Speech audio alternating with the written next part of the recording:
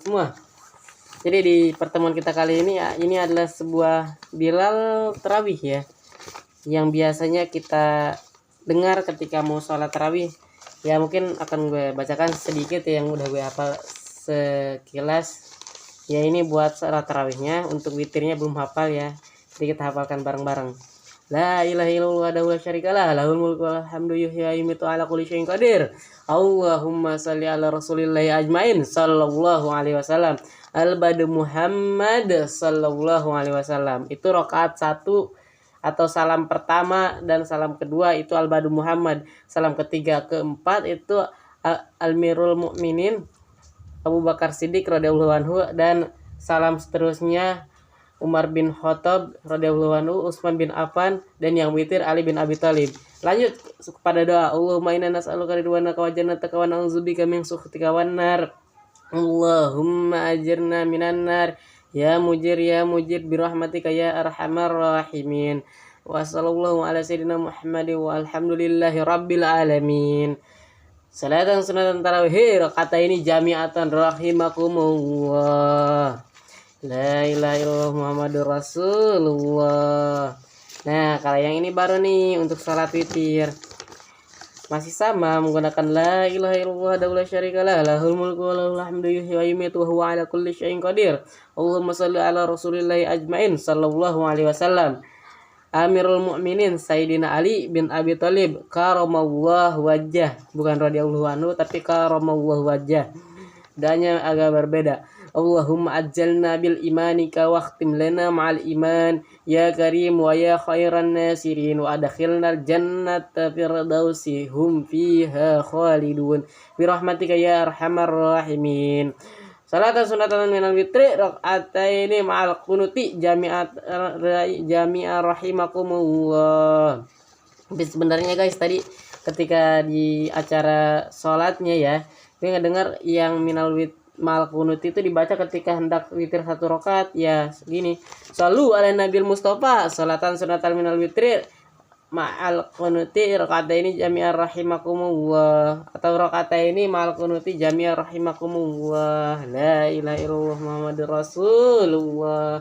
Oke, itu saja interview dia, itu sedikit pembelajaran ya Bilal untuk menjadi seorang yang mampu untuk menegaskan bagaimana untuk memulai sholat tarawih, yang dimana harus ada pembukaan yang biasa dibuka oleh orang-orang yang sudah memiliki pengetahuan, yaitu ilmu ya, tidak harus punya pengalaman, karena terkadang untuk memulai sesuatu itu kita harus melakukan percobaan dan juga pengorbanan diri yang keluar dari zona nyaman sedikit demi sedikit, karena kalau sekaligus biasanya langsung balik lagi, mirip-mirip kayak orang yang langsung nyemplung ke air yang panas, pasti dia akan langsung loncat lagi. Tapi kalau orang yang awalnya airnya dingin, dia tunggu sampai panas tidak akan terasa gitu, malah dia yang mungkin akan beradaptasi.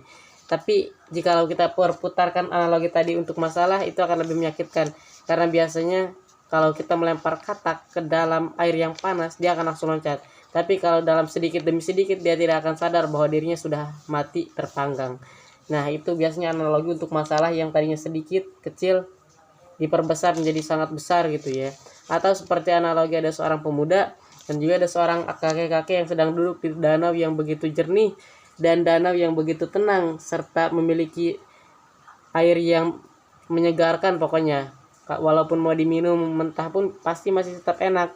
Nah, si pemuda tersebut menceritakan keluh kesahnya kepada sang kakek gitu, bagaimana dia mengalami kehidupan ini, entah itu hubungan dengan pasangan, hubungan dengan keadaan, hubungan dengan pembelajaran, intinya masa-masa muda banget lah gitu, banyak masalahnya. Dan si kakek hanya berbicara pada si pemuda itu untuk tunggu sebentar, dan dia masuk ke dalam rumahnya mengambil 2 garam yang di kiri dan di kanan. Garam yang pertama dia masukkan ke dalam sebuah gelas. Lalu gelas tersebut dikasih air dari danau tersebut, suruh dia minum. Ketika dia minum, pasti tentunya dimuntahkan lah, karena asin banget katanya, buat apa minum air garam. Tapi yang garam di tangan kiri, kakek itu lemparkan ke dalam danau yang luas. Lalu baru diambil menggunakan gelas tadi, suruh diminum. Ketika diminum rasanya sangat menyegarkan, menenangkan, dan juga pokoknya mantap banget itu air danaunya.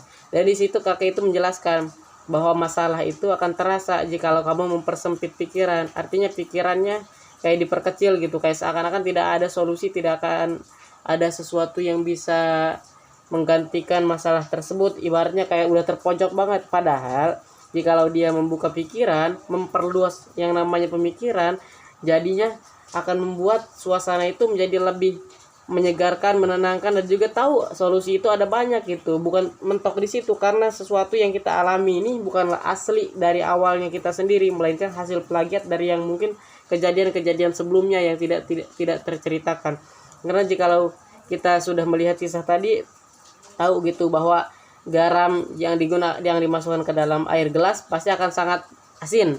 Namun jikalau dilempar ke air danau, ketika diambil airnya pasti akan menyegarkan. Karena banyak apapun masalah, jikalau pikirannya tenang, solusi itu akan selalu muncul tanpa perlu kita masuk ke dalam jurang penyesalan atau jurang kekecewaan, ya ibaratnya langsung plong aja gitu ya. Cuman perlu dilatih sih, emang agak susah. Biasanya hal-hal yang penting itu datangnya memang saat genting, tapi jika kita tidak bisa mengakumulasi berbagai pikiran yang ada saat situasi tersebut, yang ada kitanya malah mudah jatuh gitu ke dalam sesuatu yang kita tidak inginkan. Boleh jadi ketika kamu sedang rapat OSIS, ada evaluasi yang sedang mendebarkan ya, kamu tidak mampu menggunakan intonasi pikiran atau intonasi pembicaraan, perkataan yang sangat jelas gitu, yang bisa mendebarkan hati seluruh kakak-kakak senior yang sudah marah-marah, itu pasti kamu yang akan dicemooh, yang akan dihina, yang akan dipermalukan lah pokoknya.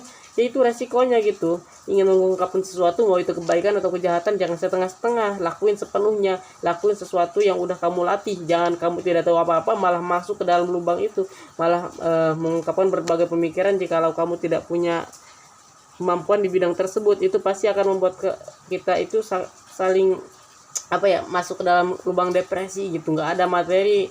Gue yang bilang bahwa depresi itu banyak materi itu bohong ya. Sebenarnya yang materi dari depresi itu adalah materi semakin kita menuju depresi lagi gitu. Nggak ada ujungnya. Fokus pikiran itu mudah diarahkan kalau kitanya selalu memikirkan sesuatu yang tidak kita inginkan. Tapi kalau kita selalu memikirkan mimpi yang kita capai, yang kita bangga-banggakan, kerja cuman tarik-tarik garis dapatnya jutaan, dapatnya puluhan ribu, puluhan ratus ribu, itu pasti bisa terwujud. Tapi gitu, karena kehidupan itu tidak akan mudah sesuai dengan keinginan. Jadi harus ada perjuangan, pengorbanan, dan juga ketika kamu sudah masuk ke dalam jalan kebaikan pun pasti akan ada halangan di dalam perjalanan tersebut.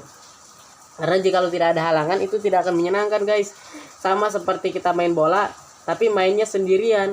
Kalau seakan-akan kita mainnya sendirian, itu namanya bukan main bola. Memang mudah untuk masukin bola ke gawang ya gitu, gara-gara kitanya sendirian, nggak ada penjaga gawang, nggak ada back, nggak ada lawan. Tapi kalau kita mainnya banyak kan, ada penonton, ada berbagai musuh yang menghadang gitu, ada kiper gawang yang sangat hebat, lalu kita memasukkan bola, kedar sekali gitu, rasanya seakan-akan membuka seluas-luasnya apa yang ada di dalam perjuangan kita, apa yang kita pikirkan, tanpa kitanya merasakan kejatuhan atau kitanya masuk ke dalam kejatuhan, itu no problem gitu. Kalau udah masuk dulu ke dalam kejatuhan, ya udah tidak masalah, ulang lagi dari awal, ulang lagi dari kemampuan yang sudah kamu dapatkan.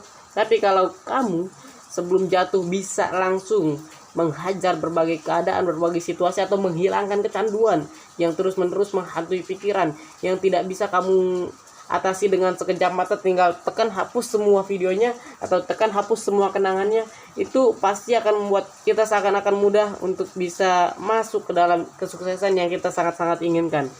Namun kembali lagi ke dalam diri sendiri, karena sesuatu yang mudah itu pasti akhirnya tidak akan indah. Kenapa tidak akan indah?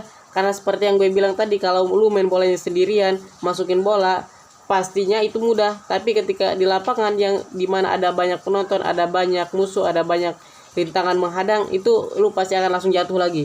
Namun berbeda dengan orang yang berlatih di tengah-tengah lapangan, walaupun dia tahu dia itu tidak punya kemampuan, tapi setelah dia berlatih begitu banyak, begitu lama di dalam kemampuan tersebut, dia akan bisa untuk mendapatkan kebahagiaannya kembali.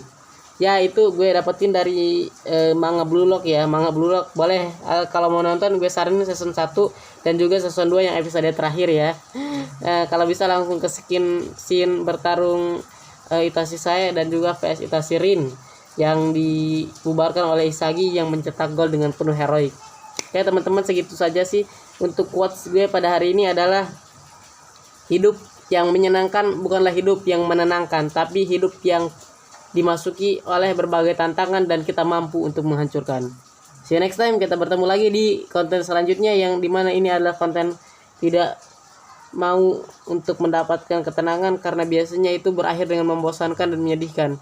Jadi masuklah ke dalam jurang tantangan yang walaupun menghancurkan berbagai pikiran, mistik, mental, tapi hasilnya akan seindah dengan apa yang kamu inginkan. See you next time. Hancurkan yang namanya kejahatan, kegelapan dalam pikiran. Hapus semua sesuatu yang menghalangi kamu selama ini. Jangan kamu mau diperdaya, dan juga jangan mau kamu berjanji tapi tidak pernah kamu tepati, walaupun itu kepada diri sendiri. Wassalamualaikum warahmatullahi wabarakatuh.